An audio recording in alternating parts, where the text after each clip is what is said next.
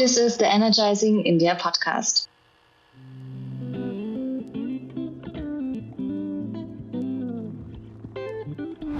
Welcome to the inaugural session of the Indian Women Leaders in Hydrogen.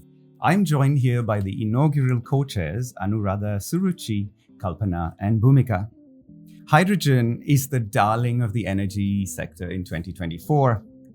It is the opportunity for hope and for a greener tomorrow. It is the opportunity to democratize the hydrogen or the energy generation industry by allowing any country to generate energy rather than having to be subject to the tyranny of the hydrocarbon molecule. Yet, it is underrepresented by women at the senior level and at all levels of management globally. The Indian Women Leaders in Hydrogen is a platform built to bring together women in this industry as a community to address some of the critical, commercial, and scientific hurdles faced by the industry in India. Welcome to the program. Ladies, thank you for joining me on the show today, and I'd request you if we could start by you introducing yourselves to the audience. Thank you. I'm Anuradha Ganesh, and I bring in the perspective of both the industry, especially the mobility, and the academia. So I am the learning co-chair of the Indian Women Leaders in Hydrogen. Thank you. I'm Suruchi. I'm the innovation co-chair because I represent startups. There's so few in the green hydrogen space in India. So this is a privilege, and thank you so much for putting this together. Hi, I'm Kalpana. I am here to contribute in establishing the hydrogen ecosystem, not only in India, but also globally. And I am co-chairing the business head of this IWLH. So I hope I will contribute in this forum. Hi, I'm Bhumika Singh. I am the strategy co-chair, and I bring the transition perspective of the whole energy industry because I started my career in the traditional energy sector, and now I can say finally landed into the right sustainable energy sector.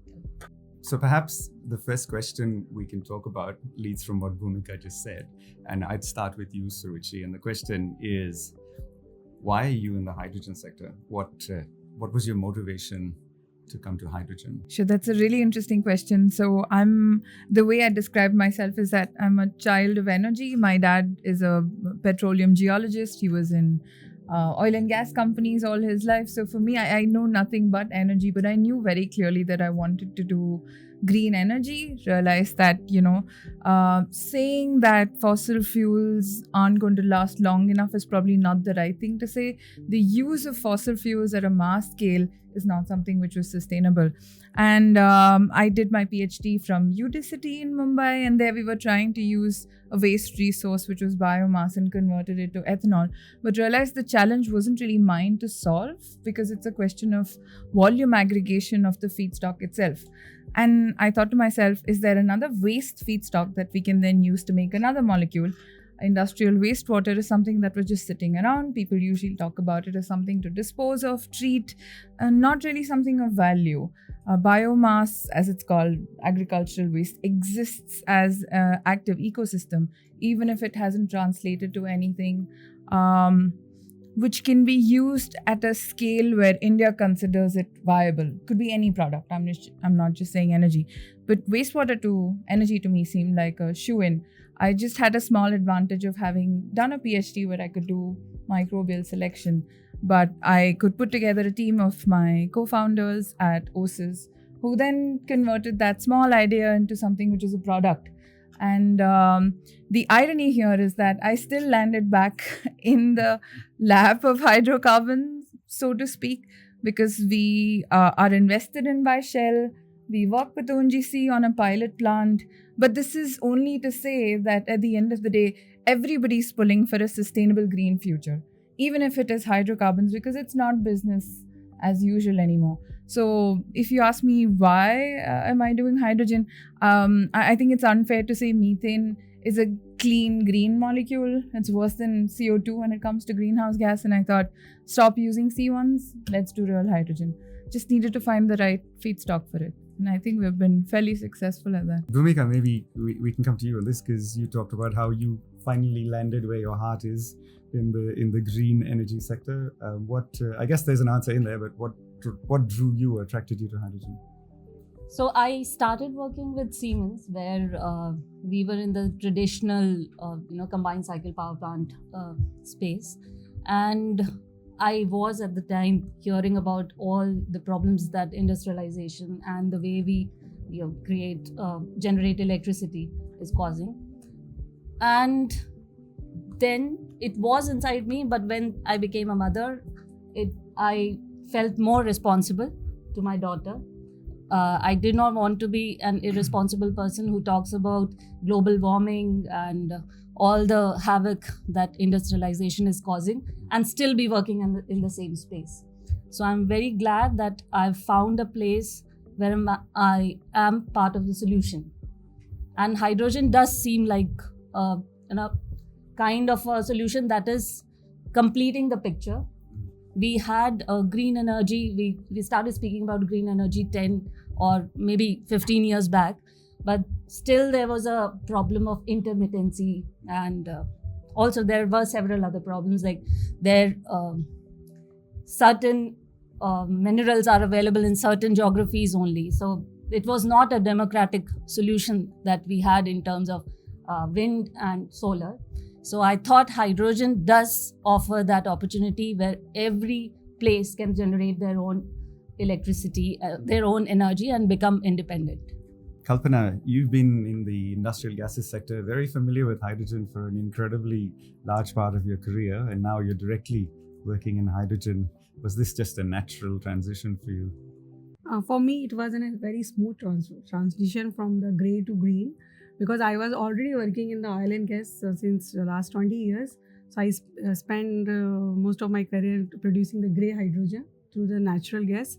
Then I got attracted to this energy transition in 2016 or 17, when there was renewable energies picking up. So I studied in TERI. I done my diploma. Then I come to know this whole renewable energy electricity system.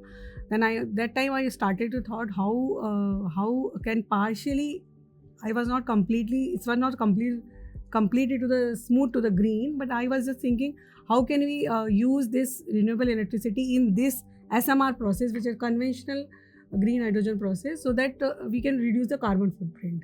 So that was the starting point. Then 17, 18, then the biofuel was also picked up, bioethanol, biogas. Then I worked in that field also. Then renewable electricity becomes cheaper. Then electrolysis also comes in the picture. A lot of technologies come. So suddenly it is looking that green hydrogen is possible. So it is a complete transition from grey to green. So I changed my career to focus fully on the green. And here is the journey is going on, and I hope, and I don't hope, I believe that this will happen. And I completely working on this, establishing this hydrogen ecosystem. Thank you. Anuradha, coming to you, I wanted to save the best for last because you spent an enormous part of your career focused on the energy transition. You were first with the Indian Institute of Technology, and then you worked with one of the world's biggest generator manufacturers, moving from various fuel sources. What is your perspective on hydrogen, and what drew you to this? Did it happen by accident, or were you naturally inclined to this? So for me, I think it's very clear that it was a very natural transition. It was a very, I would say I started with teaching energy management, teaching, the waste to energy, energy efficiency. And on the other hand, my research was always in bio-based, fuels. And when you talk about biomass gasification, pyrolysis, anything, hydrogen is always a part of it. We always were wanting to increase the hydrogen percentage in the producer gas. But then going forward, if you see how things have changed, we started with energy crisis in 72, where we started working on energy efficiency, and then we went to how do we handle the waste. So waste to energy was important, and then we went further and we said sustainability, and then we went on to circular economy. But all through this, the renewable energy was something which always was taking bigger and bigger space. And when you talk about renewable energy, then comes storage, and hydrogen was a very natural storage material.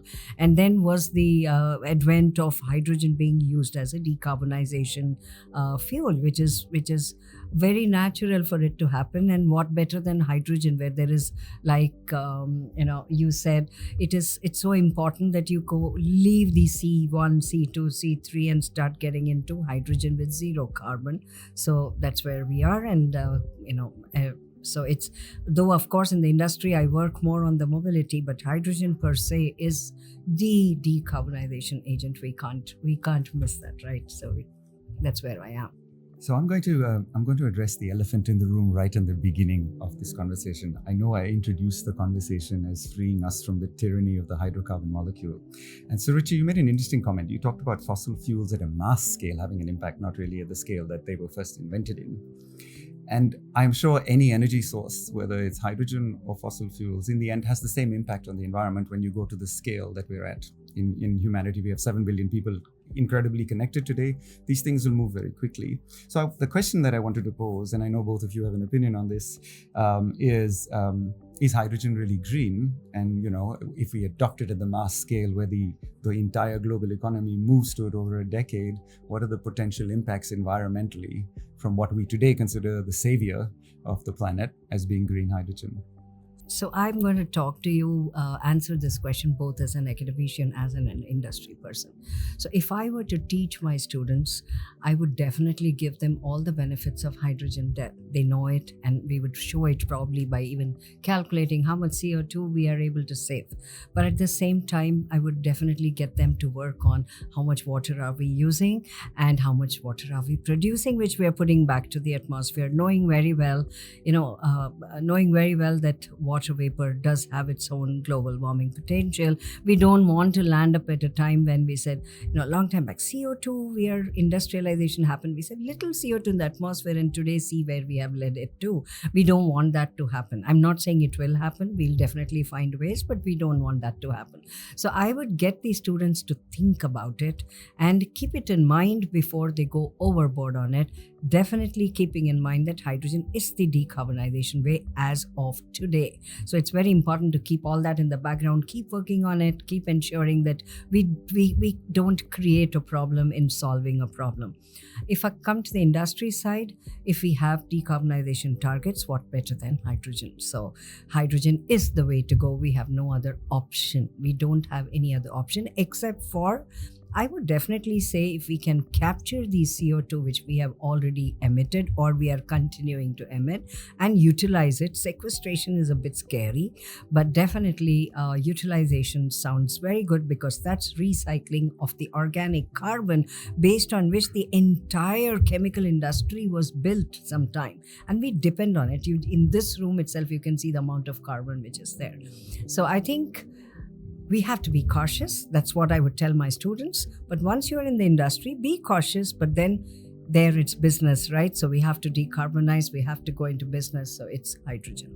That's so I want to tease out a point you made, Anuradha, and that was about water vapor.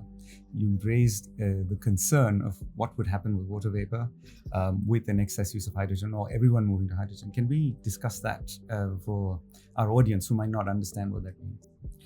Okay, I would be careful talking about it, because I don't want people to start panicking and taking it the wrong way. But it is some caution which we need to take, because just like we came away from methane, why this municipal solid waste has to be collected, because if it's let to degrade, it emits methane, and methane is 25 times of carbon dioxide, having high global warming potential.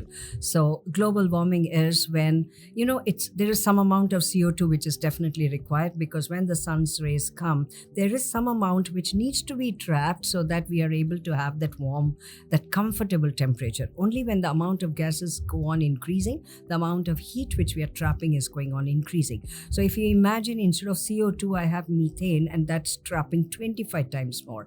Now, when we have water vapor, it's going to trap much, much more. I don't remember the exact number, so I won't say that, but it's going to be much more. Today, there is hardly any water vapor, so it doesn't contribute to it much. But as we are increasing, I don't know at what rate. I think all those simulation and models need to be worked upon now. At what rate? Probably water vapor can condense. So we have to keep that also in mind. CO2 does not condense, methane doesn't condense. So we have to see that equilibrium. But yes, if water vapor content continues to increase, and if we are to learn anything from CO2, let's just be careful. We don't want another new climate change effect coming in. I don't know when. It could be decades, it could be centuries, but we need to address it now, because the mass is the number, the scale is very, very high. I would just say that a lot of fundamental studies is required, a lot of modeling is required, and not to forget the amount of water that we are going to use for water vapor. What happened to all the water crisis which we used to talk about? I don't want to speak much about it, but the fact is, just like it's going to be released, we are going to be using. Both are to be taken into account. Can I quickly add to what ma'am said? So the reason it's called an energy transition is because you can't stop using fossil fuels, right? I think it's unfair to say it's a bad habit. A bad habit is something you can give up. It's a way of life for us right now. If you're talking about plastics, chemicals, things that we don't typically consider as energy, everything is based off of fossil fuel use. So it's hard to imagine a scenario where the transition is so severe or so sudden that you move or shift gears from problem A to problem B. Out of the frying pan and into the fire is probably not what we're looking at. Having said that, life cycle analysis 100% is extremely crucial, but I don't see anyone supporting energy transition spending too much time doing LCA, because at the end of the day they think it's a crisis. I need to solve for tomorrow, not a generation later. So I think it will get deprioritized. Having said that, sure, everything in excess is going to be a problem, right? But maybe some balance is what we need. Reduce, reuse, recycle is what Bhumika said. So maybe that. So Bhumika and Kalpana, maybe coming to you, since you are part of the value chain from the project side and the supply chain, what do you see as major roadblocks for the transition from the hydrocarbon economy to the green hydrogen economy? And I would like you to consider this from the perspective of India, of course, but also any global perspective that you want to bring to this. I think mostly it is inertia. We are very comfortable in the ways that we have become very accustomed to. And also the industry is around that, all the money is revolving around that. If we go back to today we are talking about electric vehicles being the new saviors, but if we go back 1930s, electric vehicles were already there. But why did the traditional fuel vehicles, they became the go-to solution? Because the money was much better there. So I think that is the biggest reason, that even though we see that the problem, we cannot push the problem too far, but the inertia is keeping us in our ways that we are more familiar and more easy, comfortable with. Kalpana, your perspective? Yeah, so if we say about this whole energy transition, so first challenge is coming in terms of demand. See, a lot of announcement has happened in India, globally also, like this much ton of hydrogen will be produced by 2030. But if you see on the ground reality, in India, only a few megawatts are under installation, of your few megawatts are going to install. So this is not will solve the problem by 2030. The momentum has to be go faster. So demand is there, but there is no obligations are there. So people are not obliged to be adopt this energy transition. So that same thing is applied to globally also. If you see the Europe, they are also announced, Japan is also announced by 2030, 2040, they will have this much hydrogen. But if you say on the ground reality, how much off-takers have have come into the term sheet or on the firm purchase agreement. I don't think so much. So that demand has to be created first. Then second challenge will come in terms of the technology. So I admit that technology is there in terms of electrolysis or electrolyzer, or it's a storage, hydrogen high pressure storage, or it's a transport of hydrogen. Technology is there, but the what scale? So again, the same, we have the technology, but that is not on the bigger scales. Equipments are not available till date. So that part is momentum is going on, but not at that scale or like gigawatt scale. We are talking about the massive scales. Then third terms will come around this manufacturing. So manufacturing, see, it's a chicken and egg. People think that some first demand will come, then we start the install the factory, or factory should install first to cater the demand. So wait and watch. Wait and watch is happening. But so people who are taking the more risk and entering first as a first mover, they should definitely be the advantage. But that is a risk they are taking. So I'm going to address the second elephant in this room, and that has more to do with supply chain. India wants to be Atmanirbhar. We have government policies to make us independent of all the global supply chain. And yet, the elephant in the room is the fact that China is the one that dominates this industry, makes the lowest cost technology, and is far superior in the decade that we live in to what Europe is doing.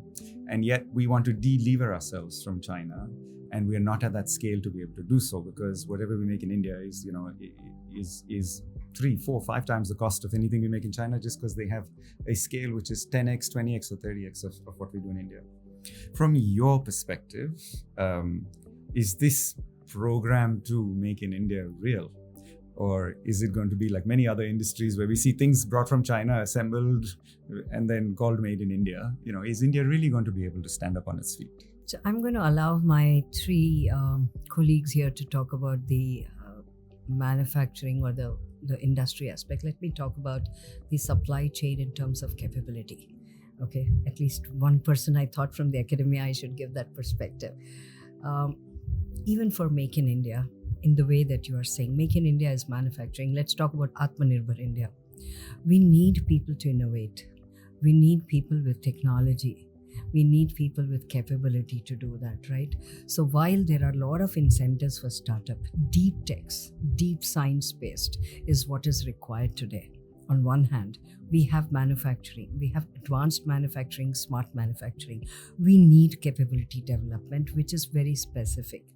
Okay, we have to have there is NEP, the National Education Policy, really gives a lot of leeway to the academic institutes to do some changes in their curriculum and in the variety that this person can take.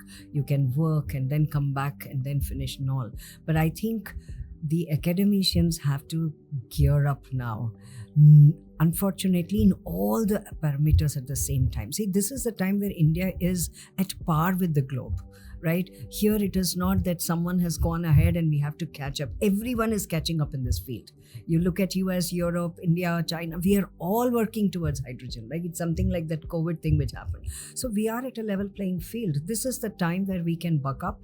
We can have good technology, scientists. This is a time where we can churn out good capable people. And we should step up both in terms of skills, in terms of science, in terms of technology development, in terms of innovation, startups. We are doing it, I think, but we have to really scale it up. If we scale that up, then Atmanirbhar Bharat is possible. And then we need our academicians and our students to learn to go to the field and learn something and come up.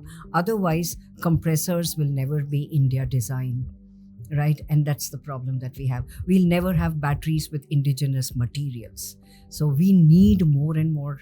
I think this is the time for the academia to really buck up. And they're doing it, but I think it needs to double up. We need the tier 2, tier 3 institutes also to buck up. That's what I know the IITs and ISAs and the CSIR labs are doing, but we really need to support and get the other institutes also to come. That's the way I'll put it. So I will put my points here. So I have since last 10 years, I have seen all the major institutes and all the major institutes where the technology are developed.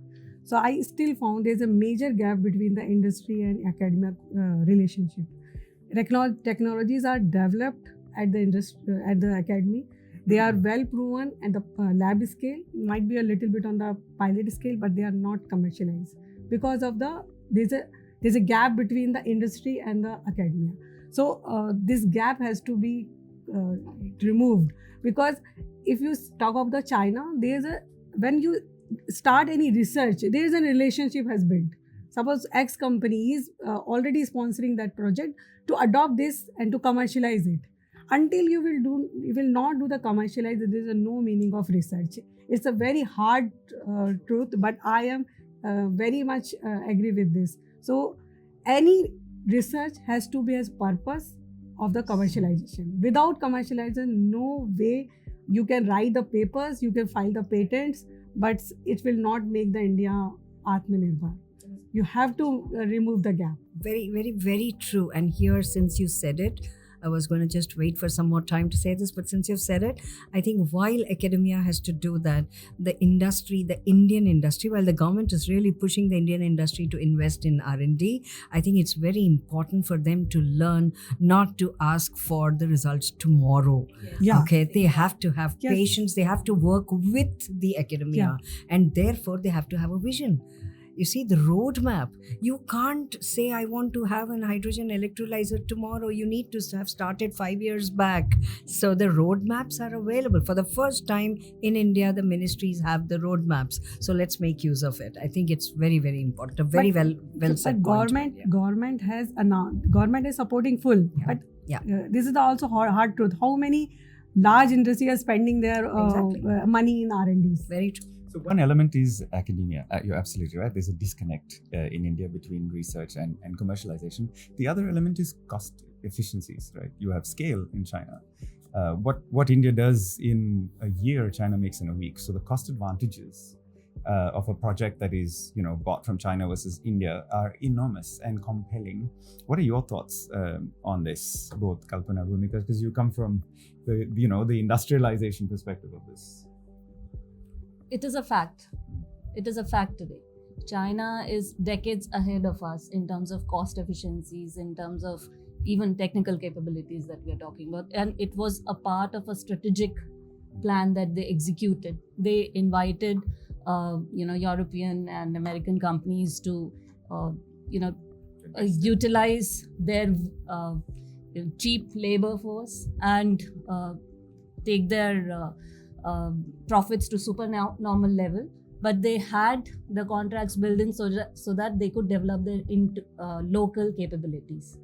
But this is a fact, and if India wants to be a manufacturing center, an option to China, then we have to start from where we are today. And I think what Indian government is doing is a right way to do. At this moment, that is the best we can do. And what Kalpana and Ma'am Ganesh were saying, that there in the recent PLI also, there is a special push on R&D.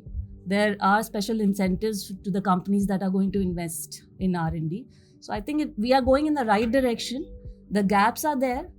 There are pros and cons of everything. We know if there's any sponsored study, there can be, ills of that as well. So I think we are going in the right direction.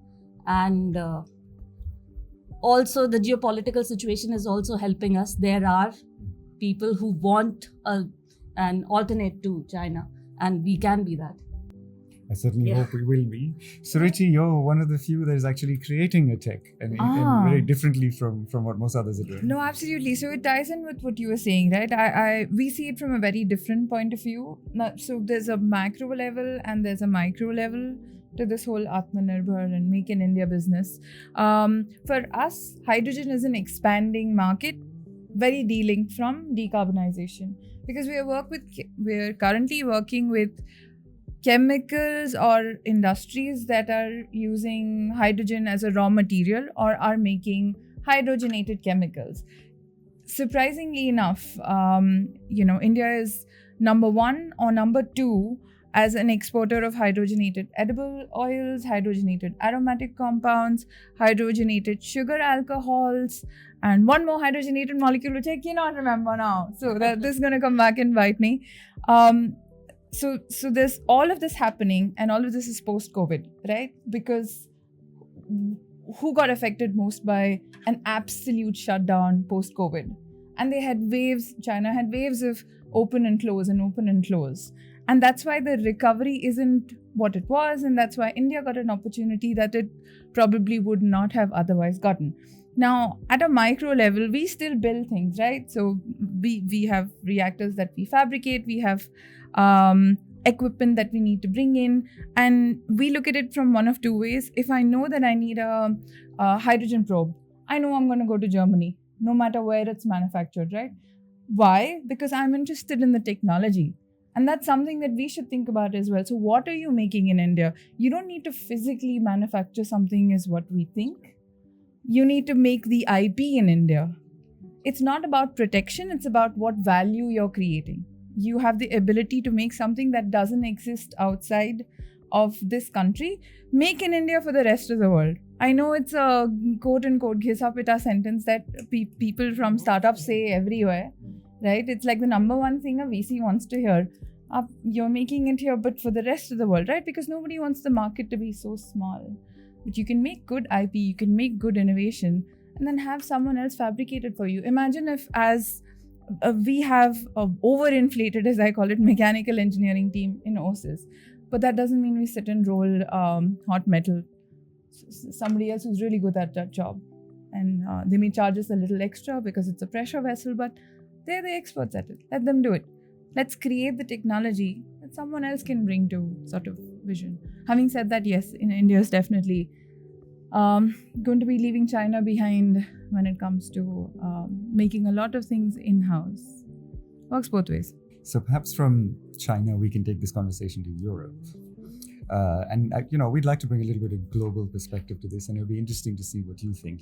Europe was, the early start, the early mover. It was the Scandics, it was Norway, it was Finland and Sweden and Denmark that moved to hydrogen, created the intellectual property, particularly green hydrogen at a small scale. Take solar, wind, and make small scale hydrogen, innovate new technologies, whether it was pressurized alkaline, AEM, PEM. There was a lot of activity, a lot of funding, in fact, for startups that were creating new technology.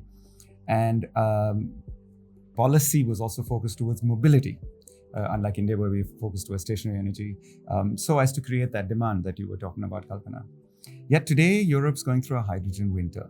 A lot of the projects are stalled. A lot of the startups that were funded are struggling to meet the business plans that they had promised to a number of the investment funds that invested in them. Some of them had an IPO. Their share prices have tanked.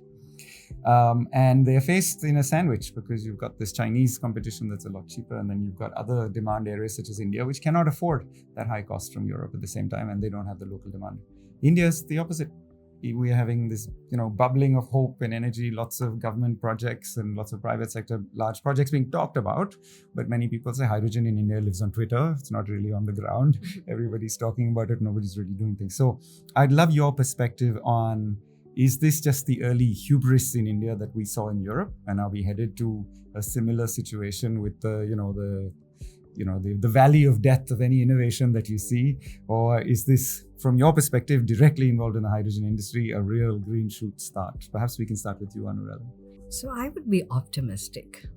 I don't think we should learn from people's mistakes if there are any. And I do work with many of the government committees, and I see the energy levels so high. I have been working with many of the departments for quite some time, but the energy levels now are absolutely amazing. Even if I feel that is it going to happen, I just need to go and sit there and I can say, yes, it's going to happen. And I see the number of projects which have given, such huge projects have never been given in the country earlier. All right, you see it, Hydrogen Valley, or the call for proposals for R&D, for pilot. When have we ever seen call for proposals for pilot projects in the country in so many years? So I think there is a will and determination this side. There is a roadmap which was never there. I think the biggest biggest plus point today is we have a roadmap. We know where we want to go, and we have people all mobilized, be it the industry or the academia or the research institutions. So I would like to believe that it's going to happen. All right. And I would not allow any thought of failure to come into my mind. Beautiful. Bhumika, your perspective? Yeah, when ma'am was talking, I was reminded of a new phrase that we've started to see in the policy documents, whole of government approach, which was never there before. That is what is needed. And I'm also reminded of a stand-up comedy scene where a stand-up comedian, he's making a light remark about the different ways of thinking of women and men. He says men's brain is divided into neat compartments where anything that happens in one compartment does not have any bearing on anything that happens in the other compartment. Very true, yes. And women's brain is like a complex network. Any small spark at end A is going to result in a big, whatever at end B.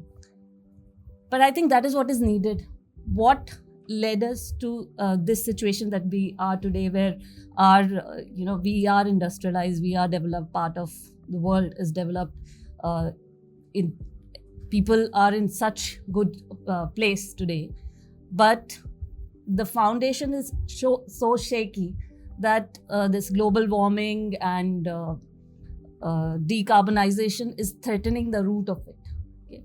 So if we had started our development with a whole of government or a whole of ecology approach, we would have not been here.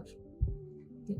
And the fact that government has started thinking in that direction, they are bringing different departments and different, academia, industry, and the policy makers. They are working together at such close manner that I am very hopeful. I'm with Ma'am Ganesh. I see that it is going to be a better world for my daughter tomorrow. Excellent. Kalpana, your perspective here. So I also agree with Bhumika and Madam. It will really happen, and India will win this race. There are several reasons for that, because Europe, there might be several reasons why they are fail. But the raw material is renewable electricity that is abundantly available in India. So that raw material you have, so your 70% problem is solved. Because if you make a green hydrogen, 70% cost is coming from the renewable electricity. So if you are solving the 70% of problem, 30% is your electrolyzers, your power systems, your balance of plant. So that you will make in India, or you take from China or you take from Europe, that doesn't matter, because cost is decided. And on top of it, India is hugely investing, like our company is also investing in a pump hydro storage to make it the RTC. So that will again solve the intermittent nature of the renewable electricity. So now you have the continuous power available for the electrolysis. So you have solved the problem. So India will definitely going to win this race, because anyways we are importing the natural gas and we have homemade feed is available in India. So why not to use it? You just have to develop the ecosystem, which is, I don't think that I will see the challenges and the demand side. If India put the obligation on the refining fertilizer tomorrow, you see the electrolyzer factories will come in every nook or corner of the India, because that is not a big thing to happen. See, efficiency improvement and these type of improvement will happen, but that happens for every industry. The refineries are all still going under the energy efficiency improvement, so that their energy consumption is improved day by day. So that exercise will go and go and go on. But the infrastructure is available. So India is going to win. I think one more positive thing about hydrogen, it is a very humble molecule. It is not asking to displace any other technology. It is working even with fossil fuels. It can be blended very well with natural gas. It can marry with the CO2 yes. and make the methanol. So that is also its humbleness. I like it, a humble molecule. Yeah. I've never heard it being described that way. It's a very beautiful way to say it. Yeah. Right, And right. Suruchi, you call yourself a brewer of this humble molecule. What is your perspective on this? No, it's too late in the night. No, can I just round off? We've spent a fair bit of time thinking about what happened with Europe, right? Every time you go in front of a VC, you have to justify. They will ask you a question, is this a bubble?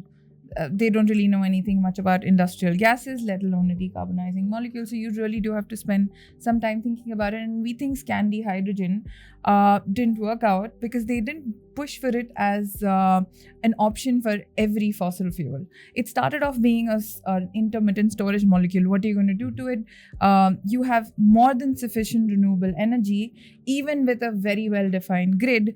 And so you had that excess power that you said, okay, I have a fair bit of water, I'm going to split it, right? But it was just that.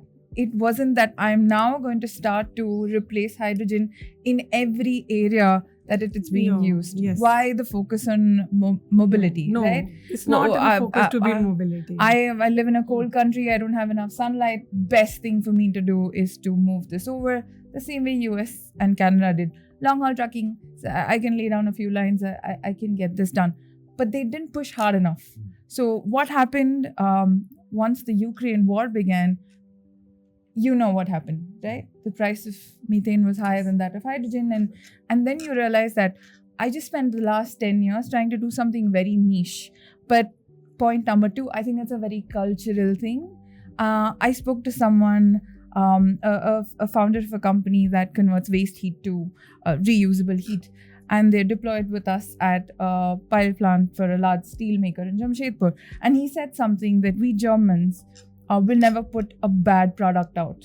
So it's the opposite of the fail fast culture from Silicon Valley, right? Where they want a technology proven to 99% efficiency and 100% repeatability with reproducibility. So everything needs to be done. Then they'll go out and raise some funds. And if it works out, it works out. I think India, a terrible thing to say, but the jugaad mindset means we do have a bit of a valley issue, right? So every buck that's given to us, half of it is probably going to go into actual building repeatability, reproducibility, and everything that Scandis plus Germans, I'm going to be racist and lump them together here. They value that, and about 50% of any money we receive is going to go into that. The other 50% is going to see how well I can sell this. Right? It's very hard to be a startup today and say that I have a great technology. Doesn't matter. Doesn't matter if you don't have a market which is so large that you would not be ashamed of comparing your numbers to a Zomato or a Swiggy. You need it, and that's we've spent. So one of the mistakes was what we make, that if we normally take hydrogen as a fuel. Hydrogen not as a fuel. Hydrogen is a chemical also. It is a reactant. Correct. And it is a reactant to make another chemical. So you should not you should not market hydrogen as a fuel. No. It's not as a fuel. It's not in storage. And it's a chemical also. And you know, ma'am, the one who did that really well is Linde. Why are companies like us always afraid? They're not really. So for us, we're a technology which is not an electrolyzer, right? So we don't really think electrolyzers are our competition because it's yet to blossom. Let's put it very kindly. For us, a large company that does industrial gases will always be the ones because they control the pricing. And at the end of the day, if you don't start, the Europeans didn't do that. They didn't look at it. They didn't mind. Look at the definition of green hydrogen. How tight-fisted, right? It's, ma'am will now say that, bhai, no, that's fair. Completely agree. But when you look at it as a molecule and stop looking at the CO2 footprint, I think you will have something which is sustainable. And they were very like, oh, it cannot produce like a gram of CO2. And we're addicted to carbon. So before they even start making a plexiglass plate that separates the two membranes out, your CO2 footprint is up. Yeah. So I think the bottom line is they started, and everyone started that as a storage for avoiding the duck curves from the renewable energy, what to do when it's not going to be used.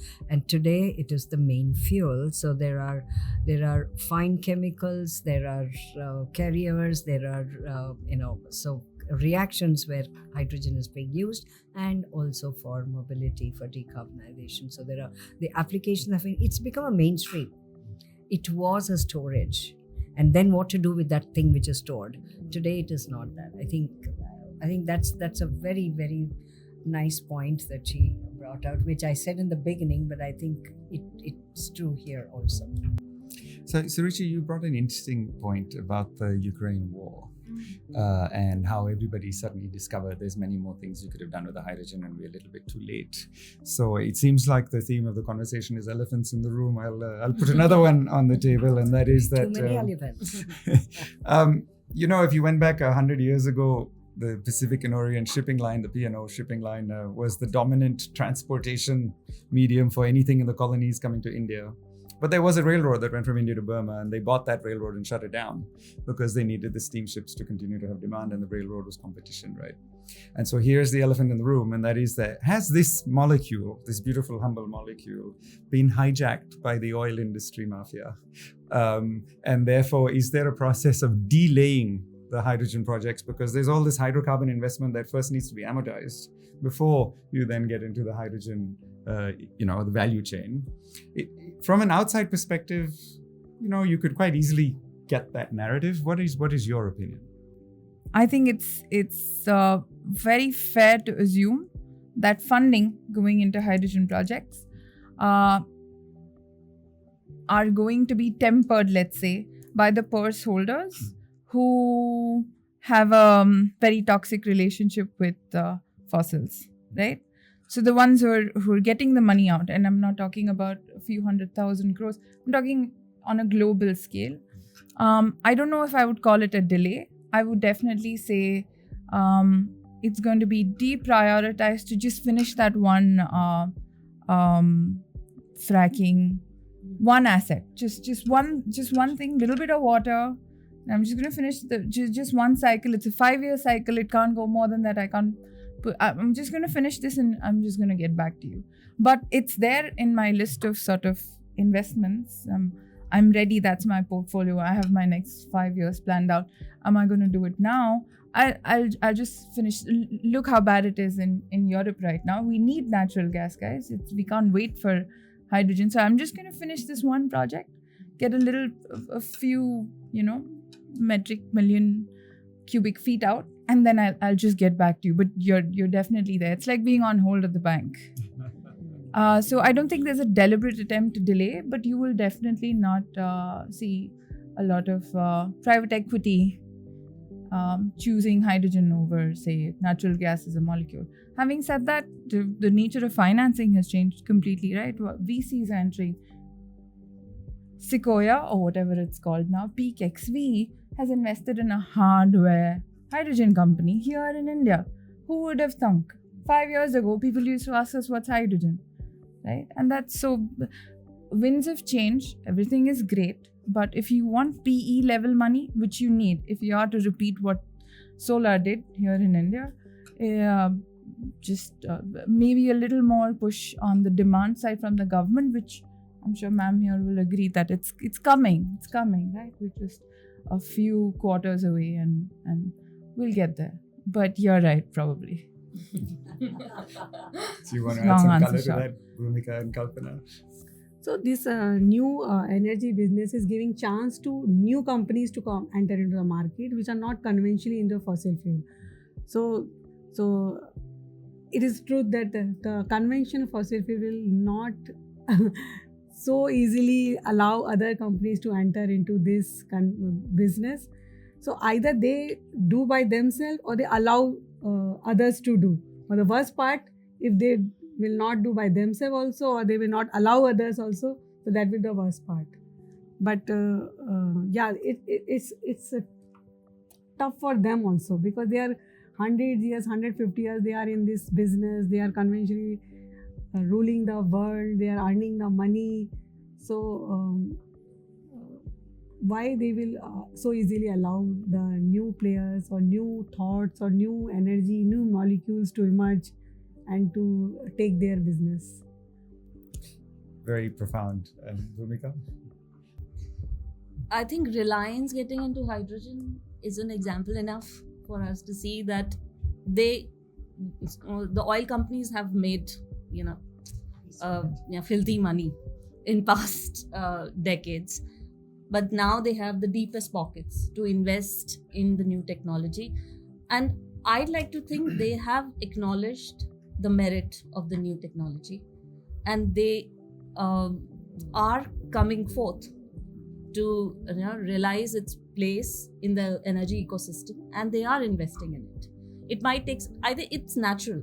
Whoever has power wants to retain the power for a few more years, a few more months, few more seconds, as long as possible.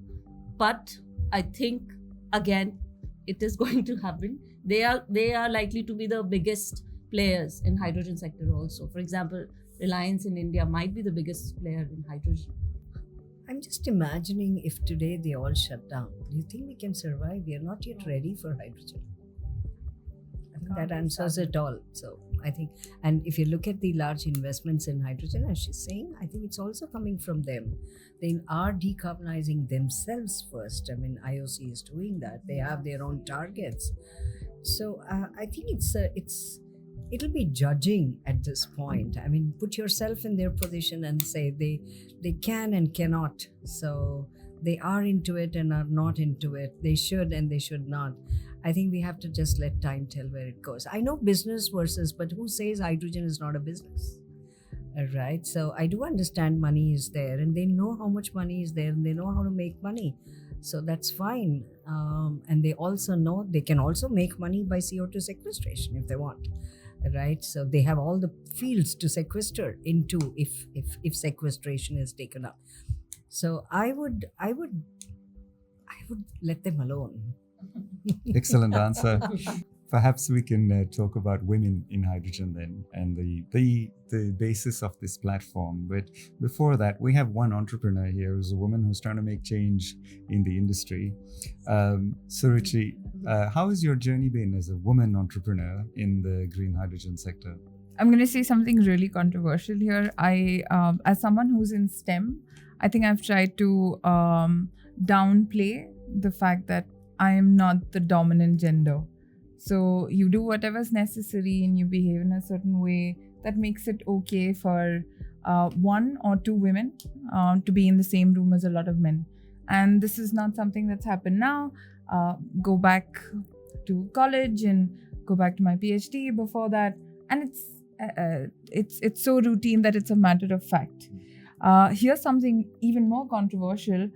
For a long time after, I enjoyed being the sole woman in the room, right? Because it meant that I could also stake claim to being the only woman, give myself extra brownie points.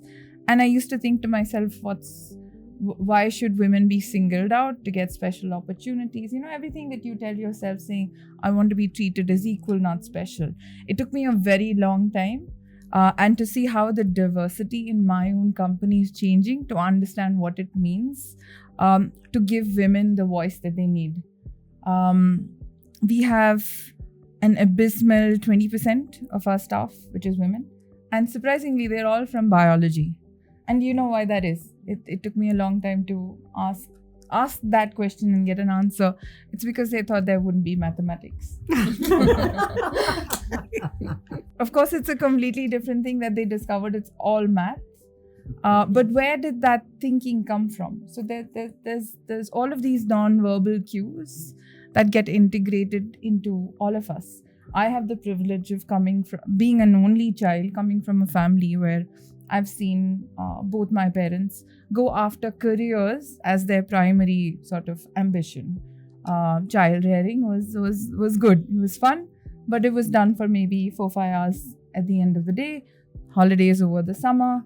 So I understand, or had the opportunity to witness what I would say is work ethic firsthand, which meant that gender was also downplayed, because now I'm not being contrasted to anybody. Yes, maybe if I wore shorts in public, my grandmother would say, there are boys around. But it goes far beyond that, when all of that, which you think doesn't affect you, is actually sitting quite heavy in your mind. And to the point where I said women shouldn't be given anything extra, we're good enough. But here's the thing. It took me such a long time to realize that men have already started running a race that women haven't even arrived to yet. And that has to be corrected, which means acknowledging, first thing, that you're someone who is not a majority, and it's not a bad thing, doesn't make me achieve any less, but this is a fact, is the first step. and then you go about just being more inclusive, trying to see if you can hire only women for a particular role. And mind you, you'd get so much pushback, right? You get a lot of pushback when you say, I'm only going to hire a woman for this role. Why is there so much pushback? Oh, I'm going to hire the best engineer for this. No, it doesn't work like that. It has to be a woman engineer. And that's something we acknowledge. Having said all of this, this is a sort of personal journey I had to go down. As an entrepreneur, I haven't ever felt, I've had the privilege of having discussions with VCs and investment firms and individuals who never made me feel anything of the, only 2% of all women entrepreneurs get funded. It's 2% globally. It's insane. 100 women can pitch and only 2 will get funding, right? Am I one of the 2? I don't know. I don't know what the stats are in India. But I'm at least happy to say that I've never ever felt singled out or called out. 100% I've pitched enough in old industries where gentlemen will tell me or look to my co-founder and say, yes, beta. And they'd be like, you're the secretary, you're the HR person. So, the whole assumption that you do not come from a STEM role, and only to realize I had to be like, I have a PhD. You know what I'm saying? That's something that you had to earn a right to, but you have to raise your voice, even if it makes people uncomfortable, which is why I have a very loud voice. But both sides of the coin, very well acknowledged. I have to say I've probably had it quite easy to be able to talk about the tech, the value market, and not really say that I need a place in this room. Who knows? Maybe when we're raising when we're like $1,000 billion company, it'll be a problem. But so it's shocking. Only 2% of women get funded. So perhaps this is a good opportunity to talk about the platform of Indian women leaders in hydrogen and why this came about. Shocking as that number is this industry faced with other such instances, or is it a more democratic? Is the humble hydrogen molecule a more democratic molecule attracting more women to work for it, or do we still have some structural challenges for women leadership in the sector? So I have a different take on this. I feel hydrogen is new and it's at the same platform across the globe. This is the right time for women to not wanting to be in the race. Everyone is in the race, right? So we don't need to think whether we are there in will be accepted or not accepted. Everyone is in the same.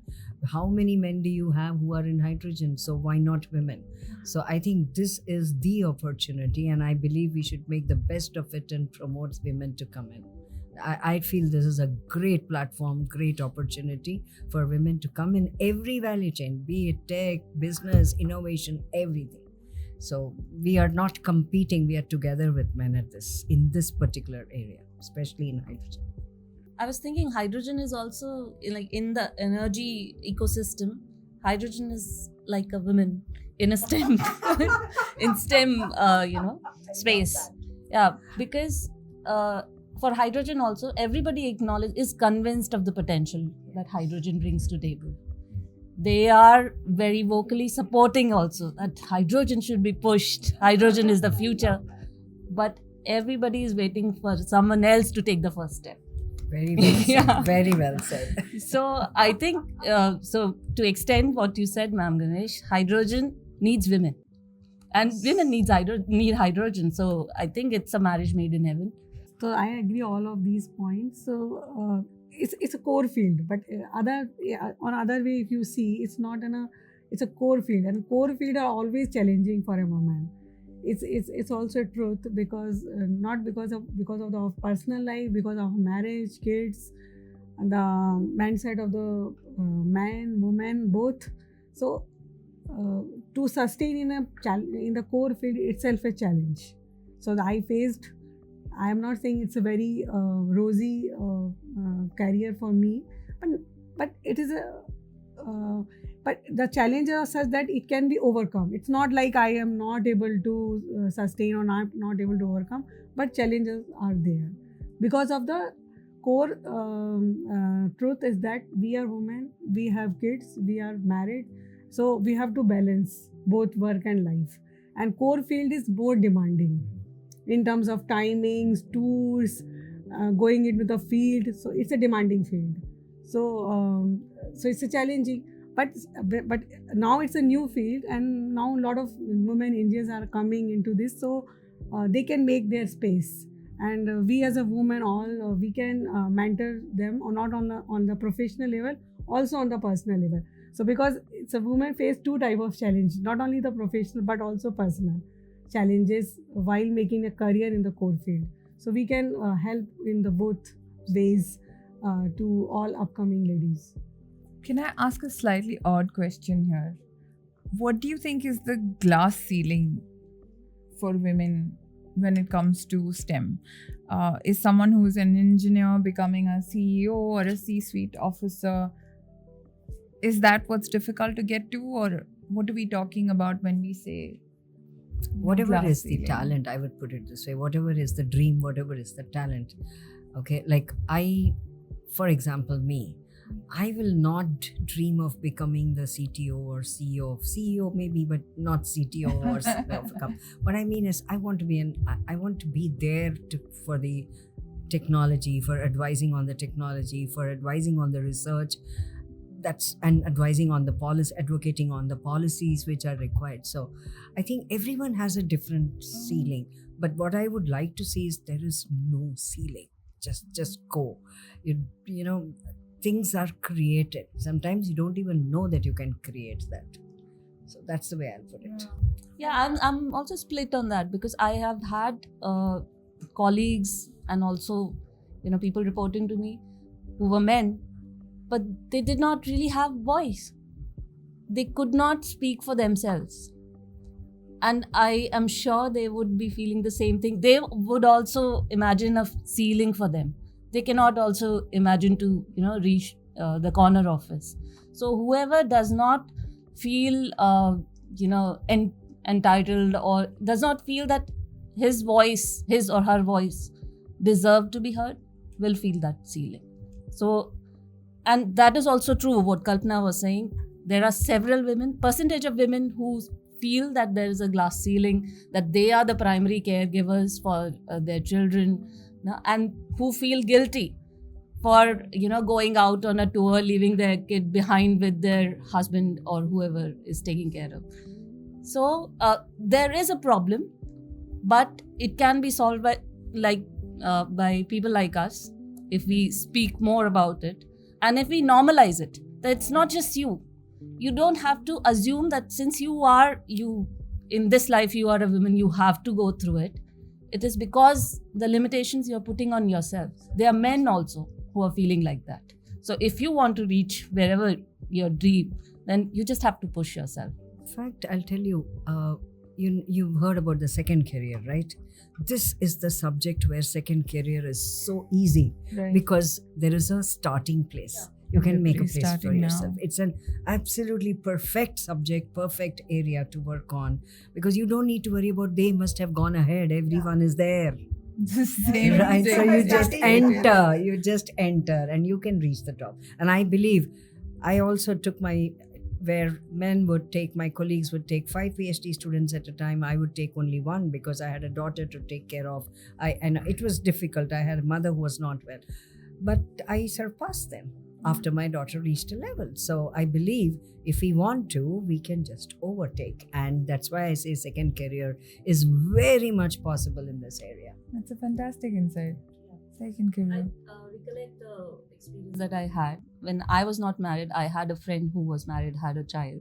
She, let go of an opportunity where she was getting a decent promotion. I did not say anything to her, but I could not respect that decision. I thought that she's making a big mistake. But years passed, I became a mother. I got a promotion. I took it. And my life was difficult. But I think, who's a better planner? she's a much better planner. She knows what all she has to manage. And her daughter will grow up, and then she can take that, as we say, the race is not same for everyone. You don't have to be at the same milestone as the other person sitting next to you. So it's an independent race, and women can do anything that men are doing. Unfortunately, it's just women who have to even make a choice, probably.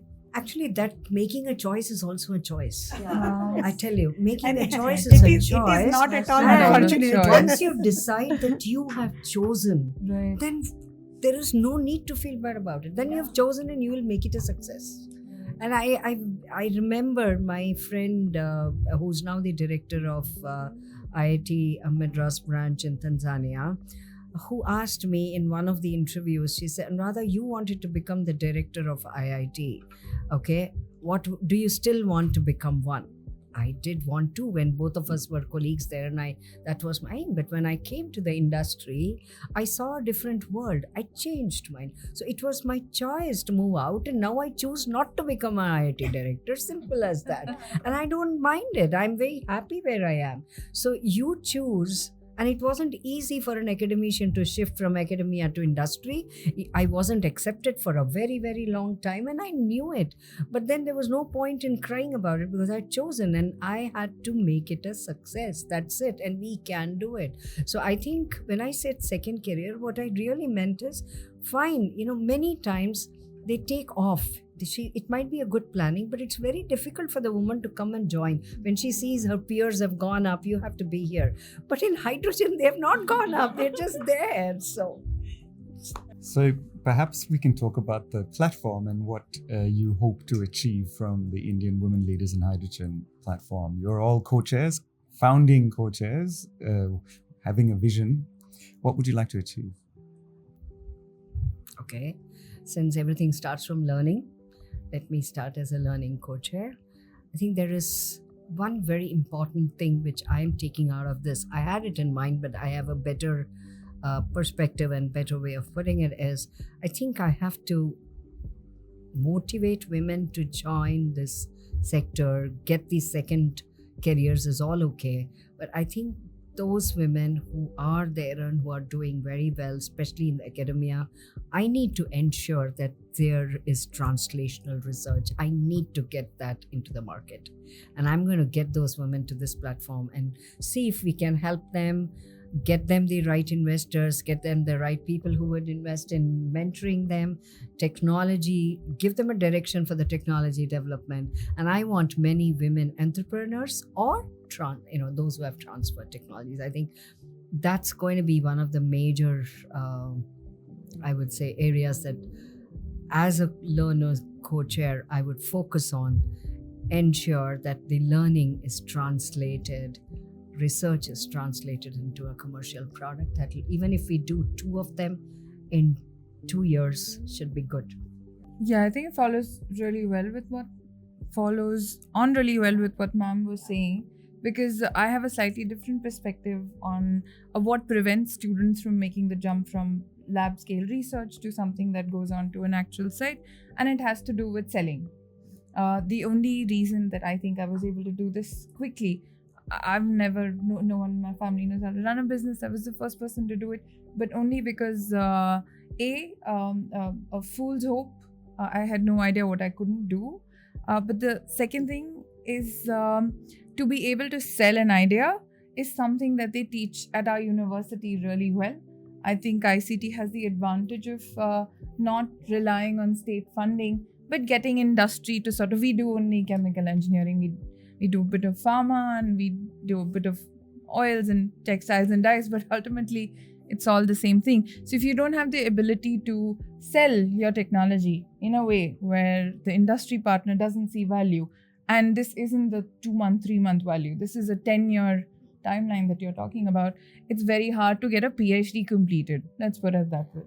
So that I think is something that as innovation co-chair, if I can create multiple clones of myself, you won't have people who are starting off at entry-level positions.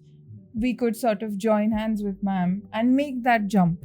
Teach people the soft skills that they require and say that you don't have to be someone who only talks about what's the right word for it, licensing your technology, which technologists think is the easier route. I don't have to do the selling. I created something, now I'm going to license it, I'm going to sit back, I'm going to make some royalties.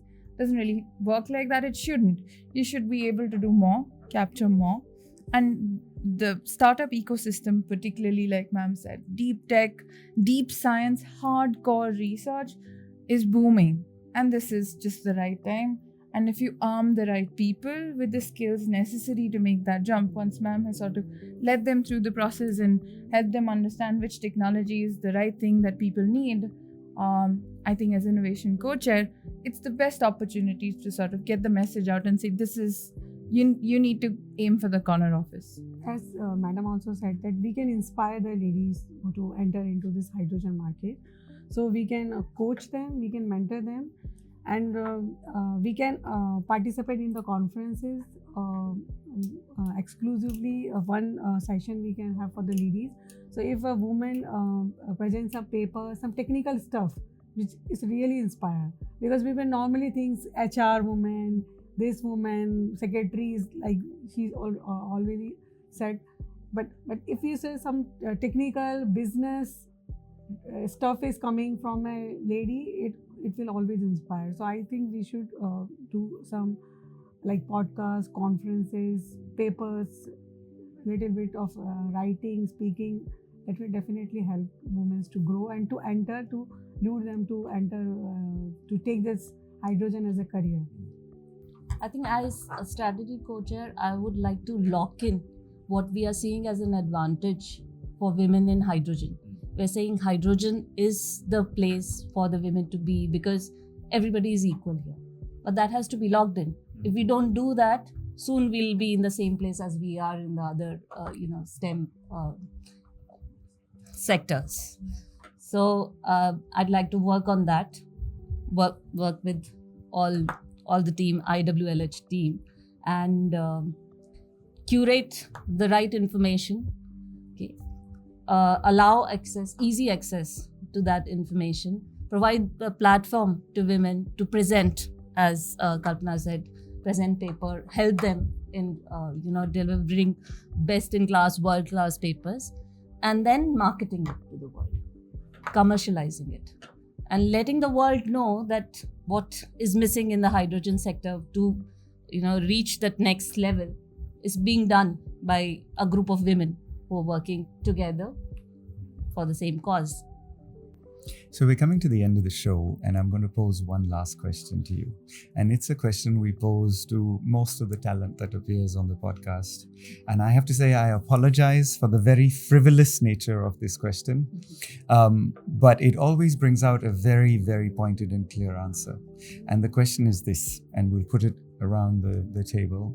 If you had the opportunity to be the Prime Minister of India for one day, just one day, and you could make any policy decision you wanted to facilitate more women being professionally employed in India in any sector, what would it be? A very good question. Deserves a very good answer. It deserves a very good answer.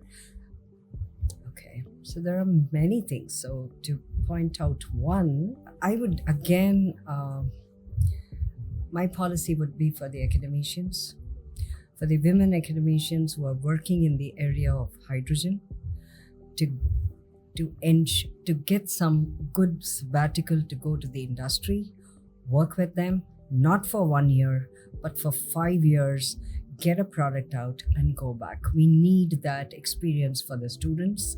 We need that expertise in the industry. Thank you. Suruchi. I think I have one.